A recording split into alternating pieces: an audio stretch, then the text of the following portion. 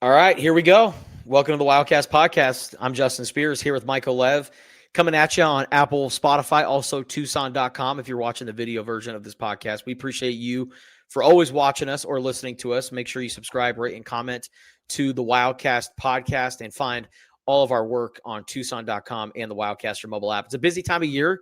December is always a busy time in Tucson, Arizona, because you've got bowl games coming up. You've got Arizona basketball in full swing.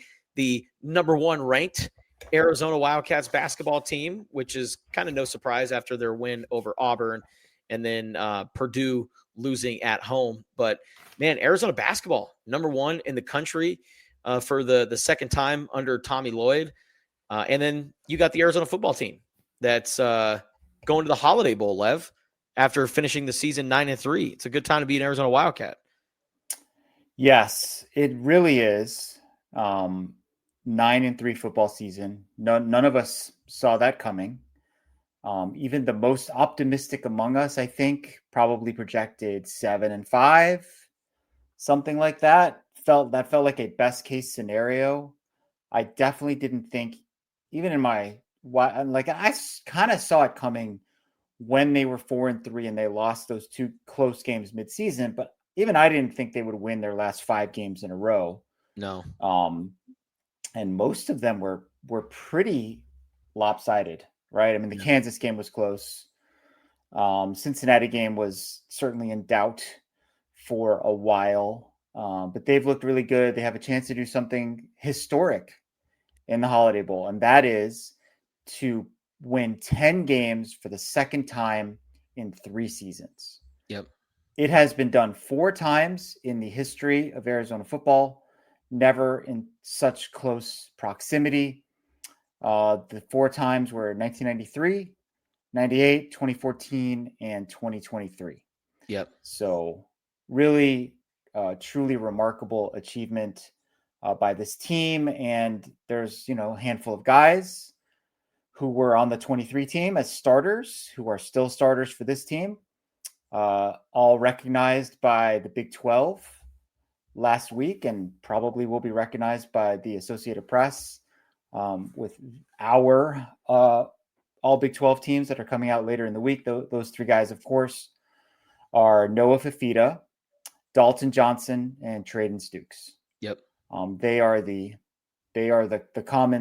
through line from the 23 Cats to the 25 Cats, and they wouldn't be in this position without those guys. No. And then if you want to add in the third team, all Big 12 selection, and Genesis Smith, he was also a part of that 23 team as well. He was a youngster. He wasn't the players that Dalton Johnson and Traden Stukes were for that team, but still a very big part of that club. And, those guys, I think it's a good segue, Lev, into talking about the all Big 12 teams. Yeah. We'll also talk about the Holiday Bowl as well and talk about the matchup against SMU, which I think is going to be a really fun one for Arizona. I think these teams are perfectly matched. It's like SMU's high-level passing attack against Arizona's passing defense.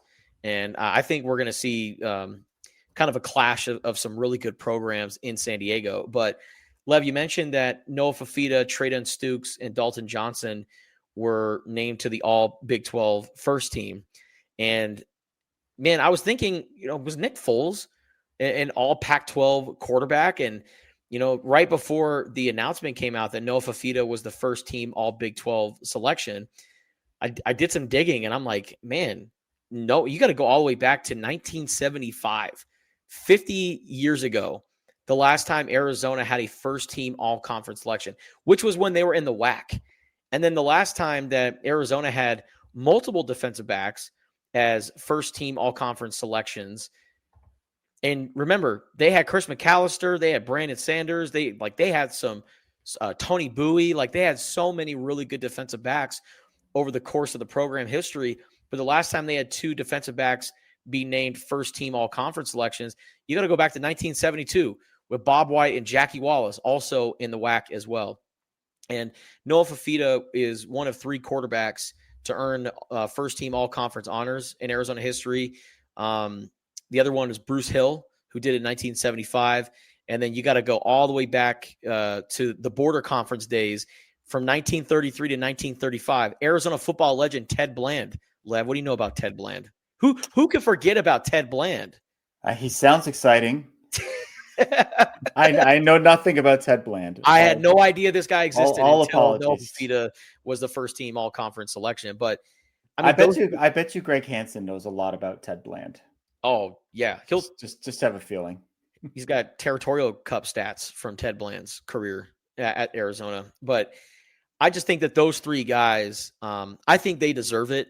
I think if there's anybody that deserves this season, it's those three guys, because they have chosen Arizona multiple times. And I mean, when it's all said and done, these guys are going to be Arizona lifers in an era of college athletics where it's very hard or it's very rare now to see guys finish what they started. Those three guys, they may not get a statue, but they'll certainly be considered Arizona legends. Yeah, I think it's something of an upset that Noah ended up in this position. When you just look at the landscape of quarterbacks in the Big 12, there's a lot of good quarterbacks in this league. I mean, you've got Sawyer Robertson, who threw 31 touchdown passes, Josh Hoover of TCU, 29 TD passes. Brendan Sorsby had 27 touchdown passes and a bunch of rushing TDs. Rocco Becht, Jalen Daniels, Baron Morton, Devin Dampier, and somehow, some way, Noah Fifita rose to the top. I think his ability to take care of the football was a very big deal to me this year, and a great sign of improvement. He threw 12 interceptions a year ago, which was tied for the most in the league, and this year only 5.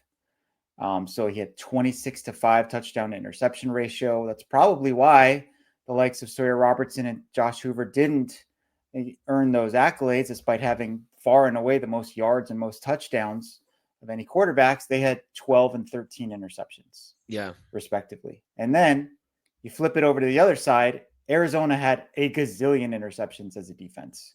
Yeah. Right. I mean, they took the ball away like no other. The number one pass defense in the Big 12. Yep. Still true. Yep. Even after the, let me just double check. Yep. Yes. Even after the Big 12 championship game. Texas Tech, they're slipping. They're 4th in pass defense. Ouch. Arizona far and away number 1 at 155.9 yards per game. Utah next at 177.5. Touchdown to interception ratio for Arizona opponents. 9 touchdowns, 19 picks. Wow. And the leaders of that gang, Dalton Johnson and Traden Stukes. Yep. And Dalton had, let me look at my notes here, had a gazillion tackles in that home finale against Baylor. Oh my gosh.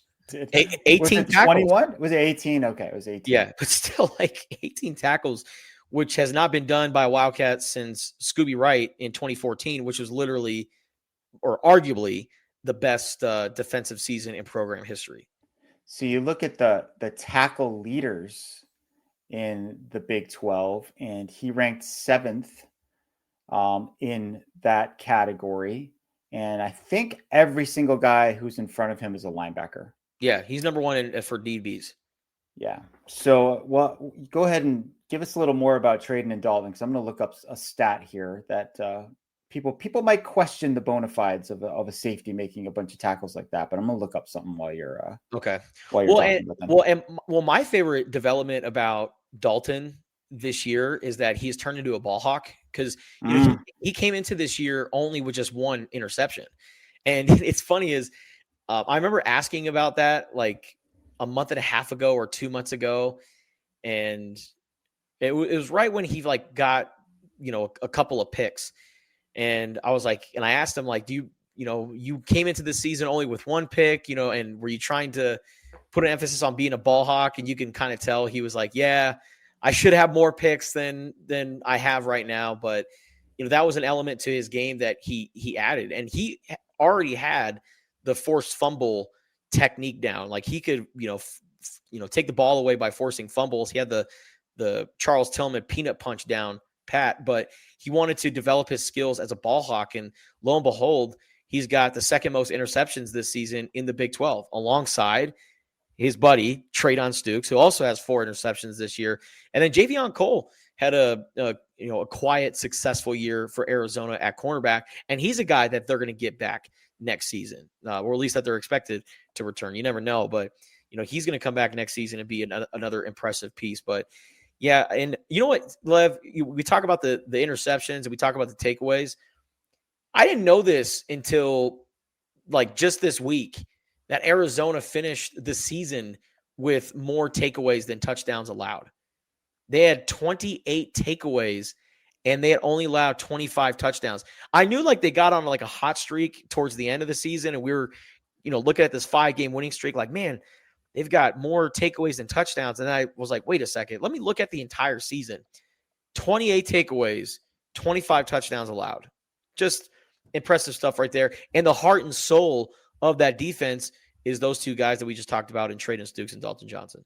Yeah, when Traydon gets his hands on the ball, he almost always comes down with it. He has very good hands. The interception against ASU is an all-timer. That's one of the best interceptions I've ever seen. Like ever, period, right? Just absolutely incredible. Mossed a receiver. It's usually the receiver who mosses the defensive back, but he did it on that play. Genesis Smith is the new guy that Danny G anyway. Danny Gonzalez makes fun of for not catching the ball as much as he should. Danny feels like Genesis should have more picks, which is crazy, Lev, because I swear to God, in practice, camp, I know he was like head and shoulders above everybody in that category. Like if we were keeping stats, Genesis Smith had like 7 picks in training camp, and then the next closest was like 3. Mm-hmm. Yeah, no, I agree, but the heat of the moment. There's genuine risk of being hit, or there's a lot of traffic and stuff going on, but I'm sure it's something that he's going to work on and improve on. So I mentioned with Dalton, I wanted to look something up. So on PFF, Pro Football Focus, you can look up specific like run defense metrics, and you can look at the average depth of tackle. We've heard of the average depth of a throw, right? ADOT. Average depth of target. This is average depth of tackle. Interesting. So I filtered it by safeties and with at least minimum of 224 run defense snaps. Dalton averaged 6.4 yards for his average depth of tackle on run plays. That's like middle of the pack for the Pac-12. But to give you some for the Big 12. To give you some perspective, though, like Carter Stoutmeyer of Colorado, his average depth of tackle on run plays was 14.9 yards.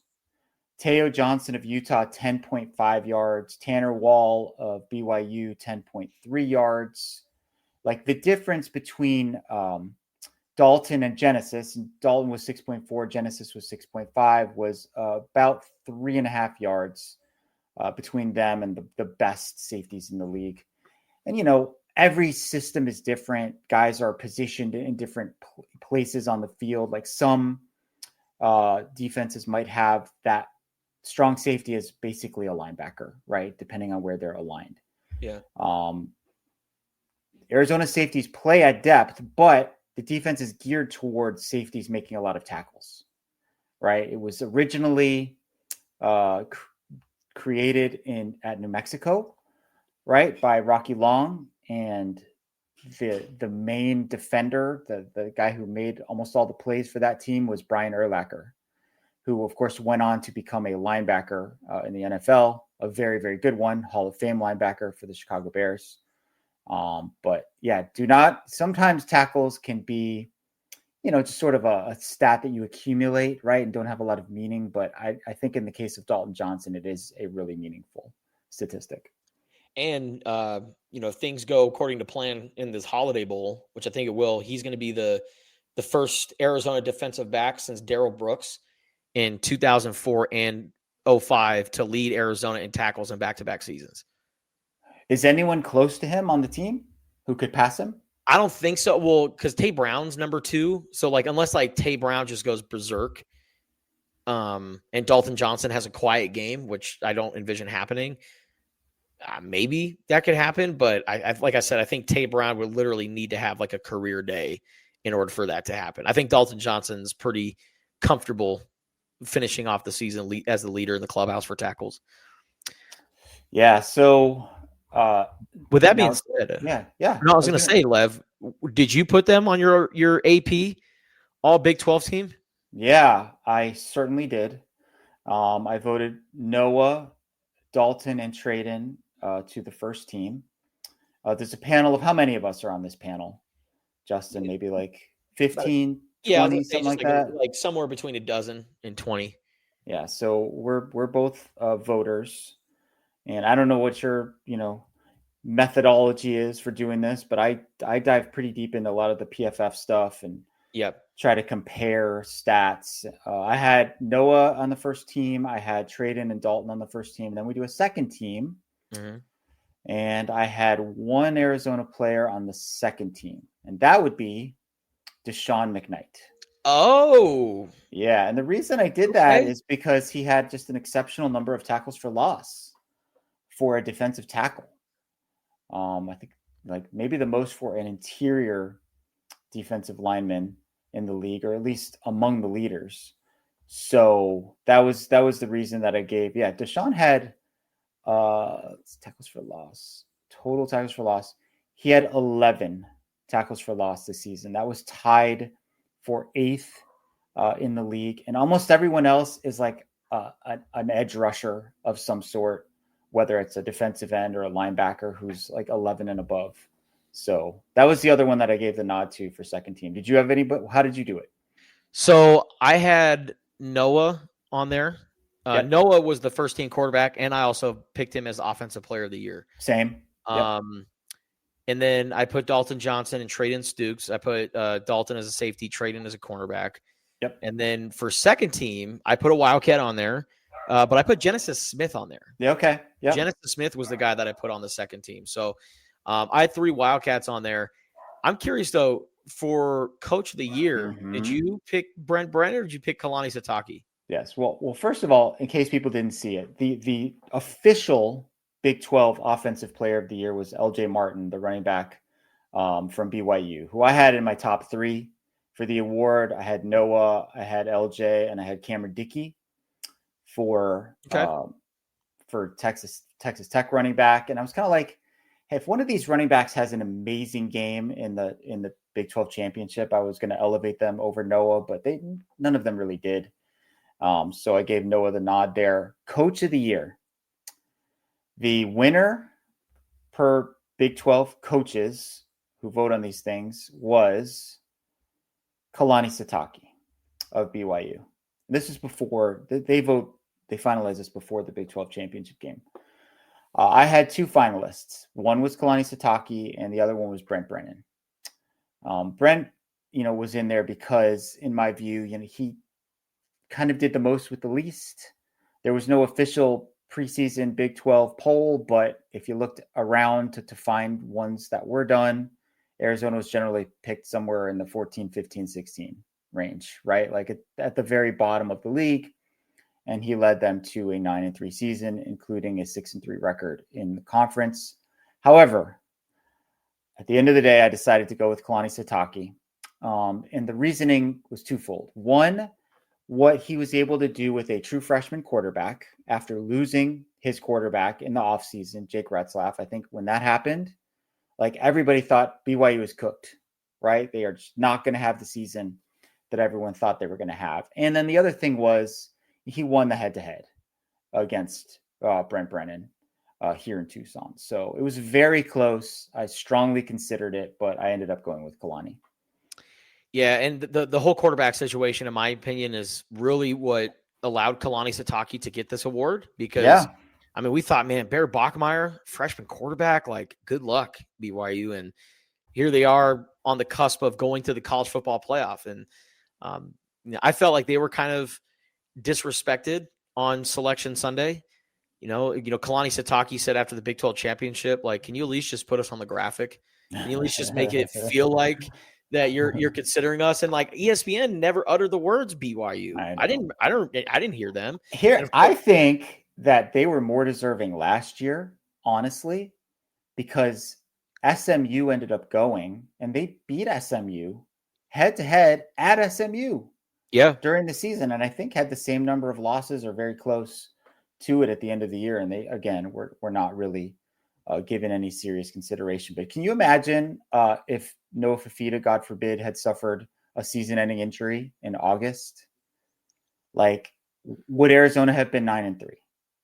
Right? Yeah. I'm guessing probably not. No. Right? And that's essentially what happened to BYU. They were fortunate that they were able to get this guy, Bear Bachmeyer, who transferred from Stanford after they had a coaching change.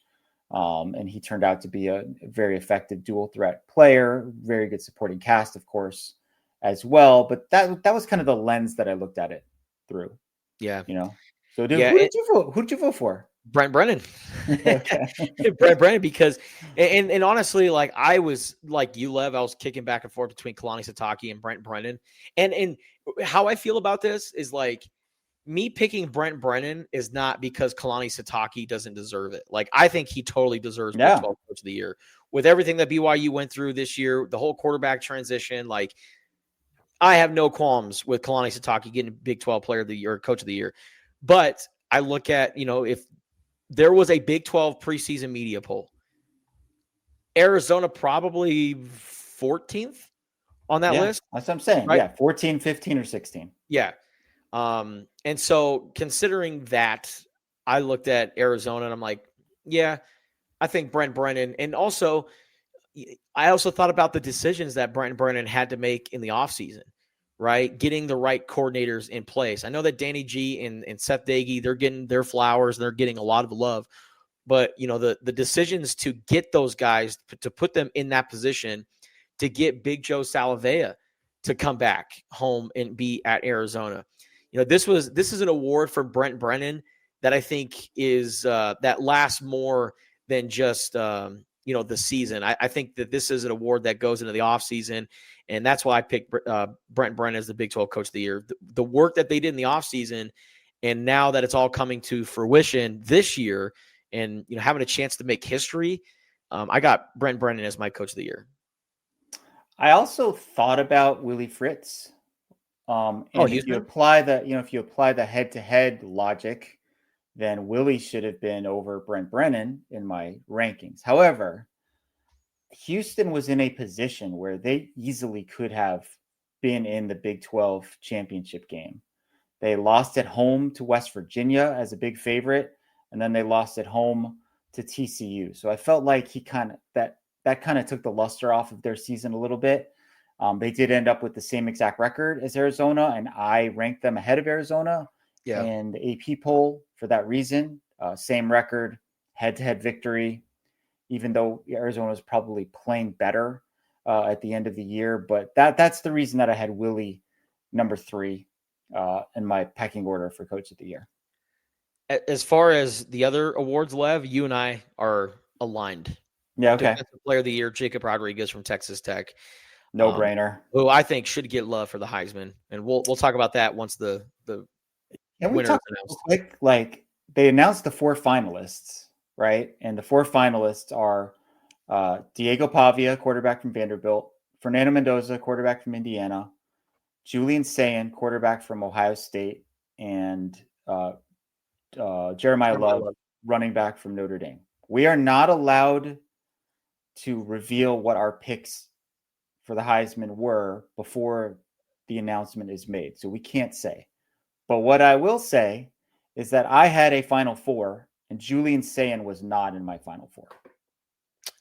Okay. Are we allowed to say if a guy we voted for is not in New York? I think so. I think so. I'm not gonna say who I voted for. Yeah, there was someone on my ballot who's not in New York. Yes. Same. That is accurate. Yep. And he is one of the guys that we just talked about.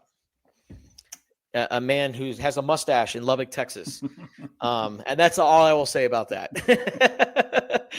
I think he should get love for the Heisman. And when they show the final results, I have a funny feeling we're going to see Jacob Rodriguez he should number 5 or at number least 6. Get some votes, right? I wish I don't know. I wish that it was like you could vote for 5 players Yeah. and that they would take 5 players to New York every time. Yeah. I think that would be more fun. It would get more players involved, more regions of the country. Like the Big 12 is doing this thing now where each week, and not only do they name like the player of the week in basketball or the freshman of the week, they have the starting 5, right? They give like a whole lineup of players in both men's and women's. And I like that idea because it just gets more names out there. You're recognizing more people. But Bear Bachmeyer, freshman of the year. Yep. David Bailey, transfer of the year. Yep. Easy peasy. Okay. All right, Lev. Well, I guess before we kind of wrap things up, talking about the Holiday Bowl, because we're going to have more podcasts and content leading up to the bowl games. So this ain't the only podcast you'll get for the rest of the year. We'll have plenty more on the way, but I think it's a good time to answer some mailbag questions.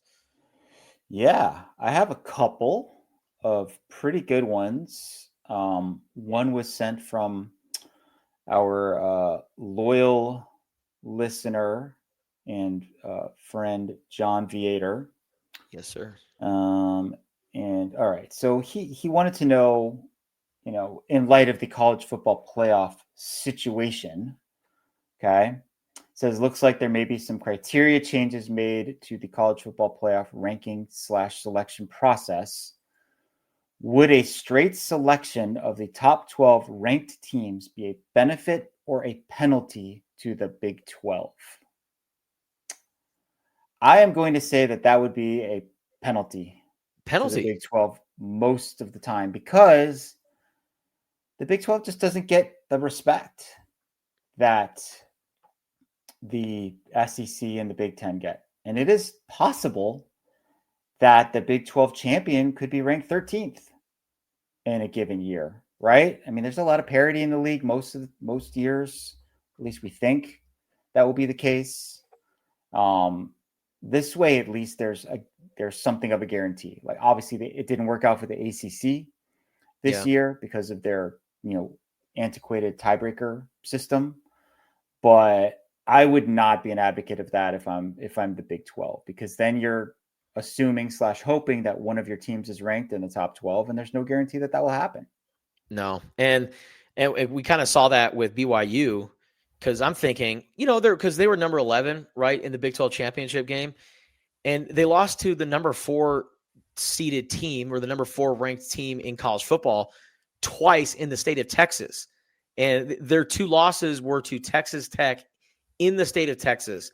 And yet they were penalized way more than Alabama losing to Georgia. I mean, they got absolutely killed by Georgia in that SEC championship. And what's funny is people were saying like, well, yeah, they played against Georgia in Atlanta, not necessarily a neutral site game. And I'm like, I know BYU travels well, but that wasn't necessarily a neutral site game for BYU in Arlington, Texas. Like, I mean, the Big 12 set an attendance record because the team from Texas was right there in the Big 12 championship game.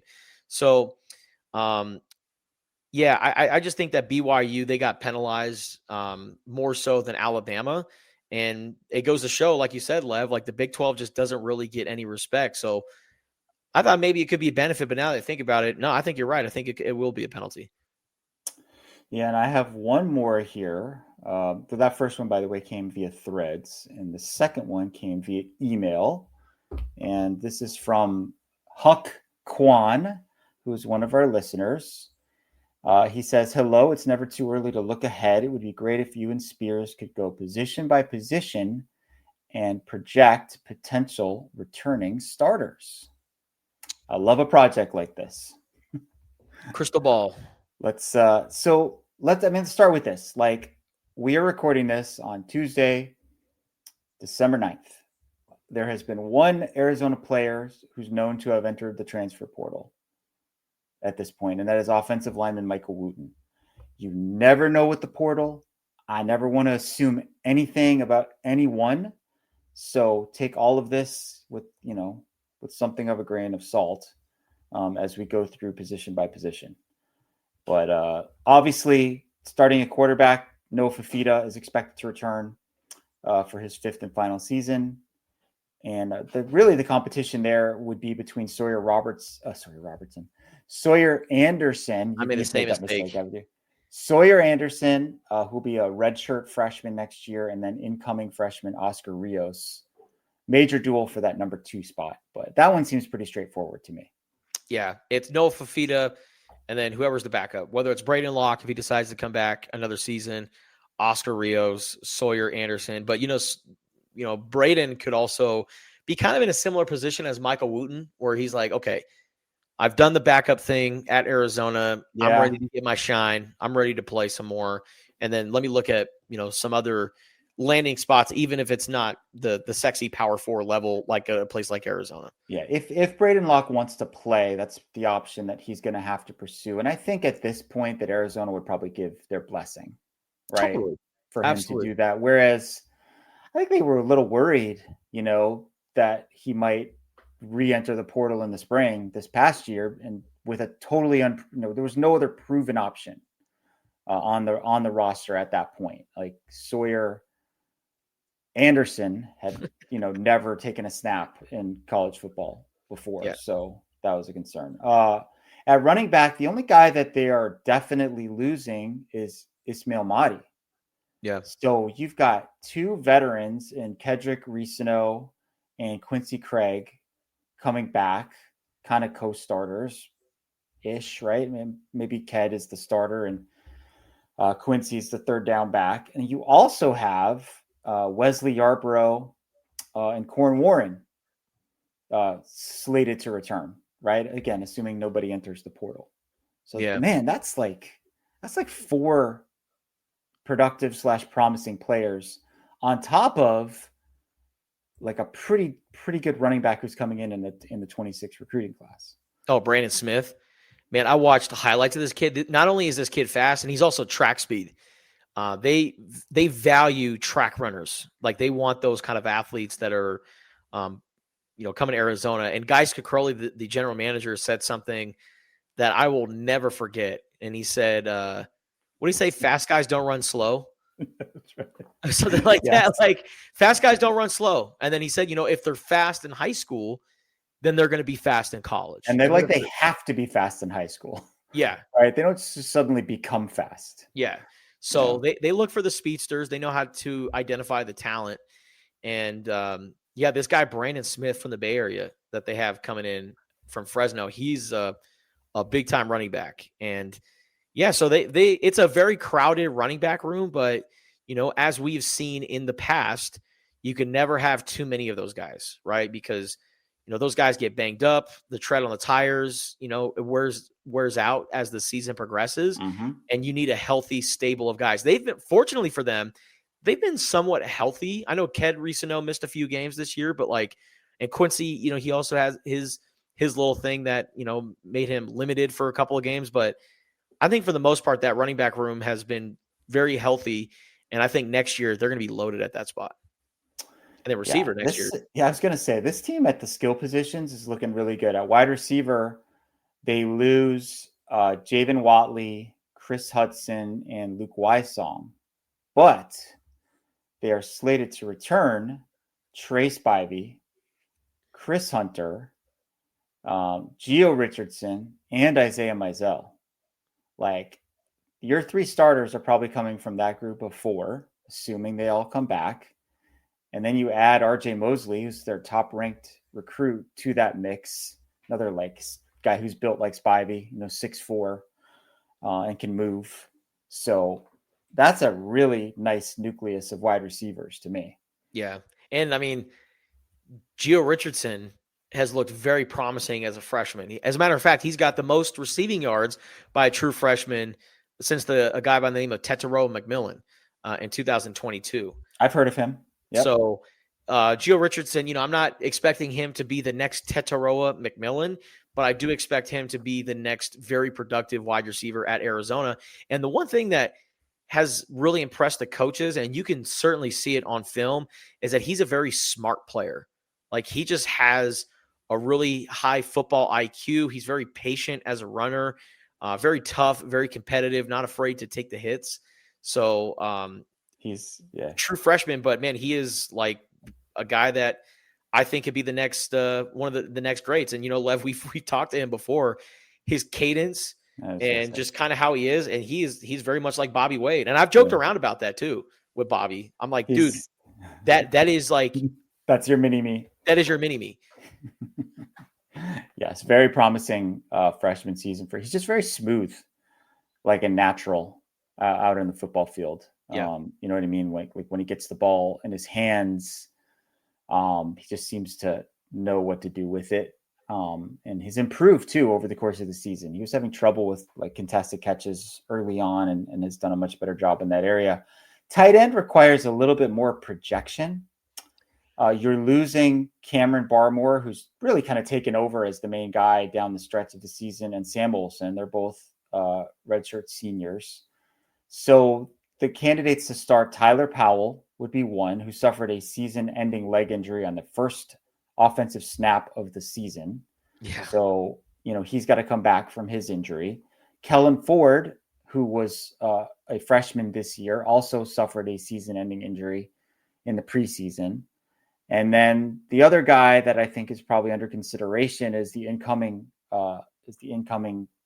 freshman Henry Gabalis. Gabalis, I think, who has garnered a lot of praise. It's like a very versatile athlete. Maybe he's maybe he could be a Brock Bowers type of guy. Maybe a little untraditional as far as what you think about. Like, I don't think he's not like 6'5", 250, right? He's a little bit smaller than that, but moves really well. So I said a little more projection at the tight end position. And when I think about it, I wonder if they might want to bring in a veteran of some sort from the portal just to have one more body. Yeah. At that spot. They've already offered a tight end. Oh, did they? Yeah, they offered a tight end from a lower level school. So kind of like the Cameron Barmore route. And Gabalis is kind of like Cameron Barmore because Barmore was a receiver when he played at Mercyhurst that transitioned over to tight end. So those are the kind of players that Josh Miller targets. And I mean, you could see the development of Cameron Barmore. It's hard to make that transition from receiver to tight end. But Cam Barmore realized if he wanted to play in the NFL, that's the transition that he's going to have to make. And he took his lumps along the way. Like, he was kind of MIA in the spring, and it got to a point where we were like, okay, Cam Barmore might not play. And then all of a sudden, he steps up in training camp, as a guy that could be, one of the backup options. And then as the season progressed, you started to see the light turn on for him. And I think you're going to see something similar down the road with guys like Henry Gabalis, who's kind of more like his type. And then Kellen Ford, I've seen him in person as a freshman. He looks like he could play college football right now. So maybe taking those mental reps this year, learning from Sam Olsen and Cam Barmore. And then if he gets that full year in that weight room, in that strength program with Colin Carroll, maybe this is a guy that could break out for next season. But yeah, I totally agree with you, Lev. I think right now tight end is all projection. I think they have a very high ceiling. But then again, the top guys that we're talking about, they're coming off of injury. How are they going to look like when they're fully recovered? Yes, and I was wrong about Henry Gabalis' height. He's 6'6", according to his listing anyway, by the U of A, and 215 pounds. So obviously has to put on a lot of weight, which is not unusual. Oscar Rios has to put on a lot of weight too. Yes, by the way, he is like way too skinny to play college football right now, but that's how it goes, right? That's what these guys are often like that when they come in. And then they put on weight and they get bigger and stronger, and they kind of go from being boys to young men. All right. Offensive line. They are losing a lot here. You're losing both of your tackles who've been the starters for most of the season, Ty Buchanan and Tristan Bounds. They're losing their center, Kayana DeCambra. Yeah. And they're losing their left guard, Chuba Ma'ai. But the cupboard is not bare. You've got potentially Rhino Tapatotai coming back, who really struggled with lateral movement coming off of that ACL. I thought when we watched him like running and moving around in training camp, like, God, this guy's going to be totally fine. But he was running in a straight line. Yeah. It's the side to side movement that's difficult when you're coming off that injury. So he is potential starter at right tackle if he's able to get over that and recover. You've got Alexander Deuce coming back as the starting right guard, and you also have Matthew Lotto, who's been one of the pleasant surprises of the late part of the season, stepping in just seamlessly at both left tackle and right tackle. Seems like he might be a guy. Jordan Brown, the transfer from Georgia Tech, is possible that they're going to get an injury waiver for him, which he'd be another possibility in there. And then there's the whole freshman class from last year. Someone like a Louis Akpa, conceivably could move up. But what do you think about the offensive line outlook? Yeah, I think there's a lot of potential there, and they're going to lose some guys. There's no doubt about that. But, you can also tap into the transfer portal once again and find a similar story like a Ty Buchanan or a Tristan Bounds, right? You look at tackles that were at the big time schools that just did not work out, right? Tristan Bounds was kind of in that Bill Norton situation where he was playing at a really good school that was winning national championships, and they're one of the best in college football, but he just did not get his shine, and he wanted to finally get that opportunity in his last season of playing college football. And, big shout out to him. He finished that degree, Tristan Bounds, at Michigan while he was going to Arizona. Yep. So he became a Michigan man while he was practicing in the spring. And enrolled at Arizona. He was dual enrolled. So he was taking it's a true dual threat. He was taking like 20 credits between Arizona and Michigan, but he did not play hardly any at Michigan. Comes to Arizona, is great at right tackle. Struggled early on, but then figured it out and became a very productive right tackle. And then Ty Buchanan, the plant-powered left tackle, the vegetarian, which is crazy to me considering he's from Texas. You're in the barbecue capital of the world and you're a vegetarian offensive lineman. But, he was a solid piece at left tackle. They can go out and find those guys because they've got their pick of the litter. Now, I know that the recruiting calendar has changed with this one transfer portal window coming up, right? It's not the way it used to be. But, this is the window, or this is the opportunity for you to really see some quality offensive linemen. Now, they're probably not going to get the best of the best, the cream of the crop, because those guys are going to teams that are in the CFP consistently. They're going to the teams that are going to give them the most amount of money. But a Tristan Bounds, a Ty Buchanan, they are out there. You just got to go out and look for them.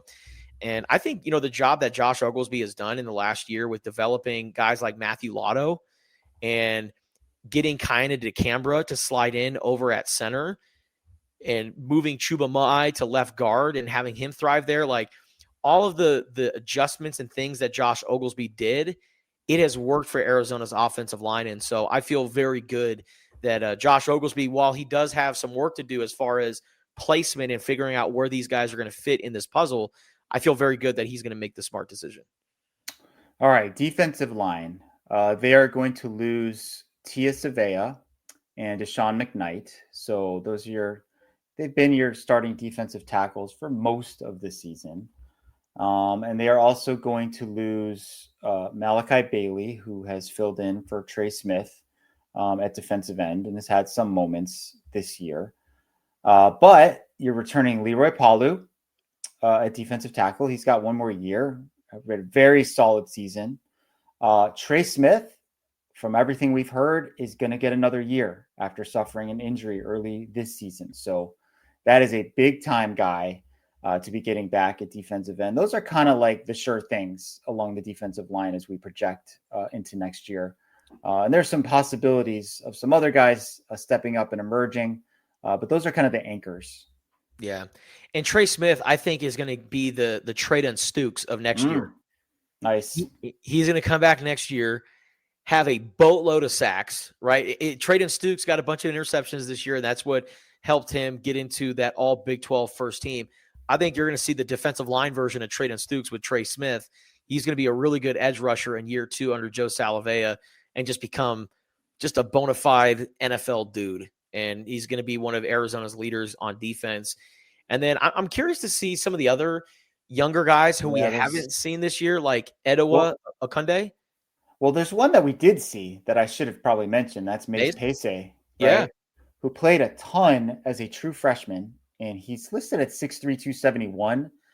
Played inside and outside. He'll probably get bigger. He probably projects as a defensive tackle, but if he continues on his current trajectory, he's going to be a starter on that absolutely. unit next year, right?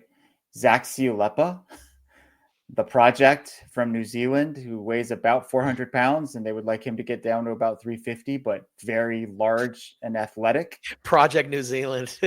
Right? This is That's Zach Lepa. right. So that's another one. You mentioned Edwa Kunde, who suffered a hand injury, I think in training camp, and that really kind of stifled his progress. Ezra Funa is another one. He was a pretty highly touted junior college transfer.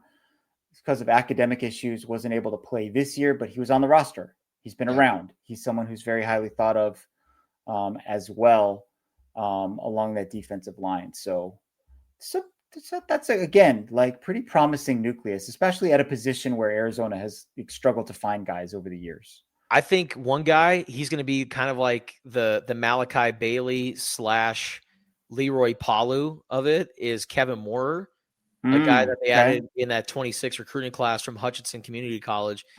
They've done really well recruiting JUCO guys and guys from FCS schools, and they love this guy who's like 6'4", 277 pounds, already developed as a player. You put him into the mix, who knows what he played at Hutchinson, and Hutchinson's a really good school in Kansas.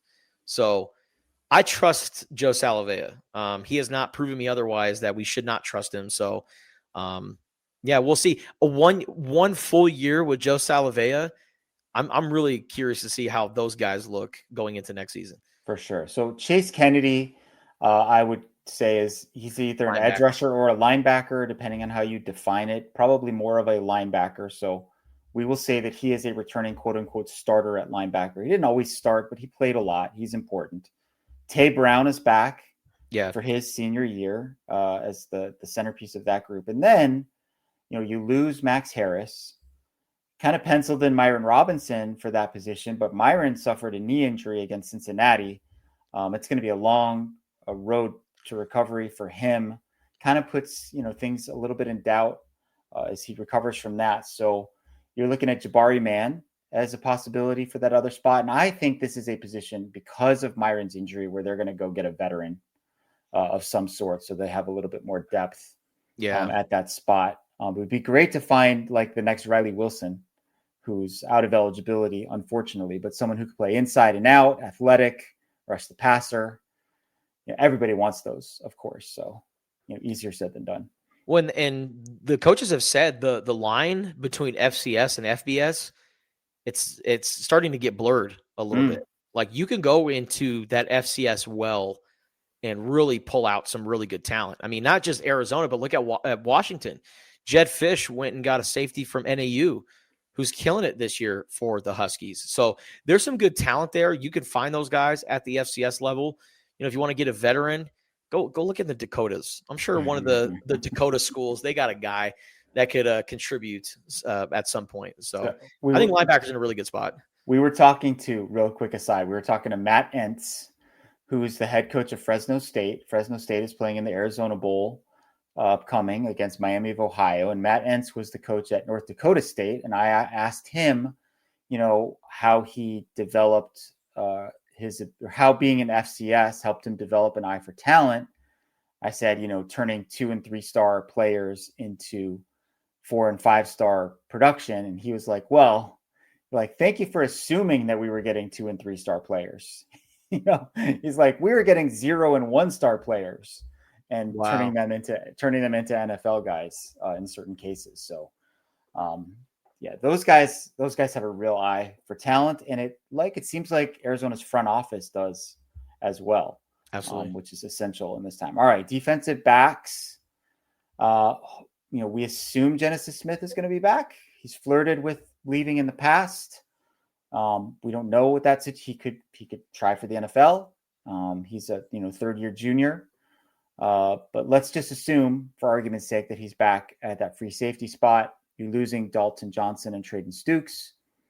The other starting, safety and nickel, you're losing two really good corners in Michael Dansby and Aiden Garnes. But as you mentioned, bringing back Javion Cole at cornerback, you're bringing back Marquise Groves-Killebrew in theory, someone who has been in the portal a couple times, but in theory, he's back at corner. And I think a guy to keep an eye on for a potential starting safety job next year is Coleman Patman, who is a freshman this year, someone that they really like a lot. I'm not totally sure. Oh, and then the other guy is probably Gavin Hunter, who played at the nickel position before Traden came back, and then Gavin was basically reduced to special teams after that because Traden's he's just too good, to keep off the field. So maybe that's your starting five right there. I think so, and I think that at the nickel spot you might see like a 1-2 combination of Gavin Hunter and maybe Jashawn Foster Ramos, who's coming back from injury. We'll see what his future holds. Or, I mean, they've got some really good DBs that are freshmen right now. And Swade Griffin from the Austin area, the son of Eric Griffin, who played for Dwayne Aquina at Texas. That's another guy that they are very high on and had a really productive training camp. And who knows, maybe he competes with Gavin Hunter for that starting spot. I mean, you never know what kind of jump a guy like that will make from year 1 to year 2, but I feel confident. Gavin Hunter, I mean, he was so productive in the time that he stepped in for Traden Stukes. Like, he was like making plays. He wasn't just a guy that was just a placeholder that was there filling a gap and, just there while Traden was recovering. He was actually making plays. And so I think learning from Traden this year, I think it sets him up nicely for next year. Yeah, one freshman to keep an eye on, or incoming freshman, I should say, for the secondary is, and I don't know how to pronounce his first name, so probably going to butcher it, but Zaire Heiler, from Denton, Texas, who's listed at 6'4", and seems again like a really good athlete. I think he's another guy with a track Texas Tacario background. Yeah, Texas Tacario. Nice, I like it. So. Yeah, that's another one at least to keep an eye on. And they'll probably add, I would guess they're going to add a corner from the portal to fill out that room a little bit. That's another position where I feel like they could do that.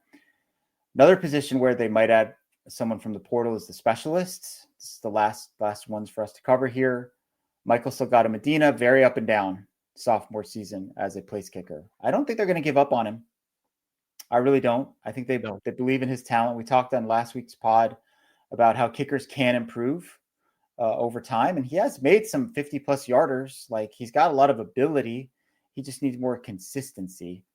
They're going to need a new holder. Ian Wagner, it's got just as his last year of eligibility. So holder, kickoff specialist, punter, Isaac Lovison, also out of eligibility. So I think they'll be looking to add something to that room, maybe a couple guys even. Yeah, they'll be looking to add some guys. They also have Tyler Perjune as well. That's right. Yep. Freshman kicker. Who knows? Maybe he can handle the kickoff duties and learn from Michael Salgado Medina, or maybe he competes with Michael Salgado Medina because MSM, he had to really earn that job this training camp. It wasn't just given to him. So maybe there's another kicking competition this summer. But they believe in Money Mike. And I think, he'll be your kicker next year. But yeah, specialist, that's going to be very interesting. And then you also got to replace Luke Wysong as a returner. Java Watley is also a returner as well, Ismail Mahdi. So they'll be looking at some guys that are going to be returning as well. So yeah, lots of movement this offseason. But less than last year. Way less than last year. Thank goodness for Justin's health and well-being. So there you go, Huck. We just went over the whole lineup for you, from quarterback all the way to specialists. So boom, there you go. And that's, of course, all could be moot in a week from now if a bunch of guys surprisingly enter the portal. So stay tuned for more. But do you have any mailbag questions for us, Justin? Yeah. So this one comes in from Puck Hansen. And he asks, will U of A be practicing at Southwestern College, SDSU, or some other facility? Will there be any Meet the Player events in San Diego? If so, what are the dates? Will the team be attending the San Diego Zoo? If so, when? I don't know. I don't know. I don't know the answer to any of those. They will practice somewhere out there. We just don't know where. We don't know where. And they probably will go to the zoo, but we don't know when. So check back. Check back with us. We'll have a little more. We'll have more answers probably a week from now. I was gonna say that's a question that's definitely closer to the holidays than right now. Okay, this one comes in from Noj Narak. And they ask, I know it isn't public information, but do you have any idea what the total NIL budget is for the football team? How it compares to other similar programs, and maybe some examples of what individual players like Fafita are rumored to receive? And another question where it's like, I don't know, because they don't reveal those kind of numbers. And it's almost like a big game of poker. You don't want to show your hand. You want to keep your cards close to your chest, because then it's almost like you're showing the other Big 12 schools your hand, and then these other Big 12 schools, when it comes to recruiting talent, they're like, hey, I know what their budget is. They don't got our budget. Come play for us, right? And the only school that seems to be okay with them kind of waving their dollars around is Texas Tech, but that's just because they've got billionaire oil money. So it's like, unless you are one of the riches, you ain't showing your money. Unfortunately for Arizona, they are not considered one of the riches of college football, and therefore they're just going to keep all their finances and everything kind of hush-hush. Yeah, I think it's an important distinction too, that NIL and revenue sharing are two separate pools of money. Revenue sharing is new. The House agreement gave each school the ability to spend up to $20.5 million in revenue sharing to disperse among their athletes how they see fit. I think most schools are giving football like probably somewhere between 60 and 80% of that. So let's just say, for the sake of argument, that Arizona's giving 15 million out of the 20.5. It could be 12 million, but let's just say that it is 15 million. And let's say you've got 100 players that you want to pay. So the average salary, quote unquote, or revenue sharing for those players would be $150,000. Yeah. Right. And that's for pretty much your whole roster, but it's going to be different for quarterbacks versus backup offensive linemen. It's going to be different for established seniors versus incoming freshmen, etc. But that's the pool of money that's available in revenue sharing. As far as NIL, I don't have that information either. I mean, we've talked to people off the record, behind the scenes. The indication that we've gotten is that they're probably in the lower half of the league, maybe even the lower quarter of the league in that regard. But people are always coming up with different ways to generate that money. There's a story that came out that Utah is launching some sort of corporation or something to raise revenue for their athletic programs. And Michigan State just got a $400 million gift. I don't know what they're going to do with that $400 million, but I imagine some of it is going to go to somehow paying players through NIL. So certainly something to keep an eye on. It's probably more important than I want to admit. It's not something that I think about a lot or really enjoy writing about, but it definitely matters. Yep. In this world. Absolutely. As far as like NIL deals and, what someone like Noah Fafita is receiving, I don't know how much they're receiving, but I know what companies they're working for. Raising Cane's, baby. And Tucson Airport, right? Yeah, Tucson International Airport. All right. Wouldn't it be funny if you just went to the airport and Noah was sitting there, which he very well could do? Yeah. Didn't he and Tetaroa have a deal with a private airline last year? Yeah, it was like a Lear private jets or something like that. So Noah, he got a flight coach now. The T-Mac's not here. Is that how it works? One of us, Noah. One of us. Ain't no more being the, as Ric Flair called it, the jet flying son of a gun. All right. The last one, Lev. This one comes in from AZ to FLA. I'm assuming that means AZ to Florida. They ask, you need to find and interview Bobby Waters. I'm working on it, man. Working on it. Bobby Waters played quarterback at SMU and Arizona. And, we call it the Adia Barnes Bowl because it's Mhm. Arizona versus SMU, which is where she coaches now. The former Arizona women's basketball head coach who's now at SMU, and the game's in San Diego. So it's really the Adia Barnes Bowl. But if you want to do the football connection, Bobby Waters, we'll work on getting Mr. Waters for the podcast. Do you know anything about him? Like Nothing. currently, like whether he's even alive? Like he is alive. Okay. I don't know what he does for a living now, but he played in the late 80s and played at both SMU and Arizona. Started at SMU, finished at Arizona. And he was a quarterback? And he was a quarterback. And he played under Dick Tomey in the early years of his time at Arizona. So we're working on contacting Mr. Bobby Waters. But that's not the question. This one comes in for Patrick Miller. Okay. And Patrick Miller says, maybe you guys can discuss changes that might make sense when it comes to selecting teams for the CFP. So we kind of already addressed it a little bit. But yeah, I mean, I think 16, just add 4 more teams, make it more aligned with the NFL playoffs, I guess. And I just feel like 16 is a very round number, and then you could still maintain the bowl system and whatnot. But I feel like no matter what, Lev, there's always going to be a team that complains. Like it feels like there's not going to be enough teams for the CFP. However, I do think that this whole situation with Notre Dame, and also you can also make the case with teams like Texas.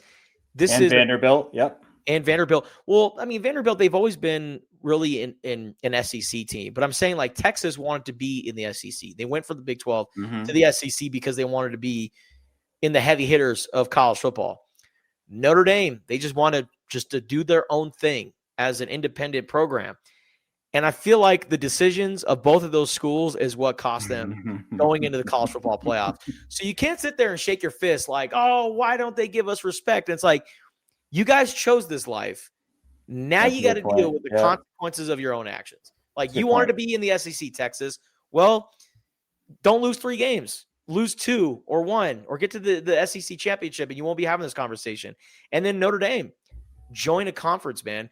And then you know what's crazy, Lev, is Marcus Freeman. I have a lot of respect for him as a coach. I think he's a great coach. I lost a little bit of respect for him and Notre Dame for how they handled that. And I know that, people think, oh, they're sending a message and, well, why should they go to the Pop-Tarts Bowl or another bowl game, or ESPN, the entity that screwed them, is just going to make money off of them? And I'm like, you guys are thinking about this from the wrong perspective. Think about the guys on Notre Dame that are not going to play in the NFL, and they're going into this week like, damn, I just played my last game and I had no idea about it. Like, I feel bad for those guys more so than the guys that are going to go on and play in the NFL. So I think Notre Dame handled it poorly. I think that Alabama should have been penalized more. Like, I just think that the CFP committee, they made some very questionable moves, and I'm really not sure what the plan is moving forward. Yeah, I think that, first of all, the way that it turned out this year was terrible. Flat out terrible.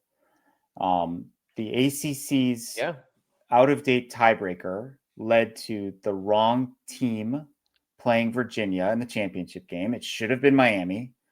Every league needs to adopt some sort of like highest in the rankings tiebreaker, right? If Miami faces Virginia, winner of that game gets in. Miami can't complain if they lose to Virginia. And that bumps James Madison. Notre Dame gets in and everybody's happy, basically, right? So that is streamlining or updating the tiebreakers, I think, is super important. Number one. Number two, we are probably headed towards 16 sooner or later, whether we like it or not. I personally thought 8 would have been a better number. You know, going from 4 to 12. I mean, 8, you could have had the 5, conference champions, 1 group of 5, 2 at large. That would have been very heated. A lot of arguments. I don't think arguments are necessarily a bad thing. No. They are an inherent trait of college football. It's like no sport has arguments like college football, right? It's not even close. And it's one of the things that we like about it, right? Like it's so ridiculous and everybody gets so mad about everything. That's what makes it great. The other thing they're going to have to figure out is like, what do we do with these conference championship games? Because it's beneficial on some level to not play in them. If BYU didn't play and lose again, they're probably in, right? Get the Miami treatment, yeah. Oklahoma and Ole Miss and Texas A&M are sitting over there on the sidelines, not playing, resting up, while Alabama and Georgia are beating the crap out of each other. To what end? Right? Yeah. Like Alabama had no punishment whatsoever for losing lopsidedly to Georgia in that game. So they're going to have to figure something out. I do not like the idea of like the Big Ten has floated about like 20 to 24 teams with all these like play-in games and all. It just, I hate the idea of diminishing the regular season because college football has the best regular season. Like every loss feels like, even with the expanded playoff, every loss feels super meaningful. And I don't want to lose that. Yep. All right. Well, that is it for our mailbag portion of the podcast. And I think that is it for our whole episode of the podcast. We covered a lot. We will be having some more episodes coming out leading up to the Holiday Bowl. We'll also be looking back on what a crazy year it was in 2025. So we've got some fun shows planned for you guys coming up here leading up to the new year. And then we'll be talking about the Holiday Bowl itself, Arizona versus SMU, which is going to be a great game on January 2nd. And then we've got the Arizona Bowl as well, the Snoop Dogg Arizona Bowl presented by Gin and Juice by Dre and Snoop, Miami of Ohio, and Fresno State, Speedy Luke coming back to the University of Arizona to play at Casino del Sol Stadium. You know what we need to do? You know what we need to do sometime before the year is out, Justin? We need to get Bruce Pascoe here on the pod. Yeah, we do. Let's do a big basketball breakdown. They've got at Alabama coming up here on Saturday. Still have San Diego State ahead on the schedule, but we got to get Bruce on the Wildcast. That we do because basketball's humming right now. Good time to follow the number one ranked Arizona Wildcats basketball team. All right, we appreciate you guys. Subscribe, rate, comment, do your thing on Apple and Spotify. Check us out on Tucson.com and make sure you download the Wildcaster mobile app for free today.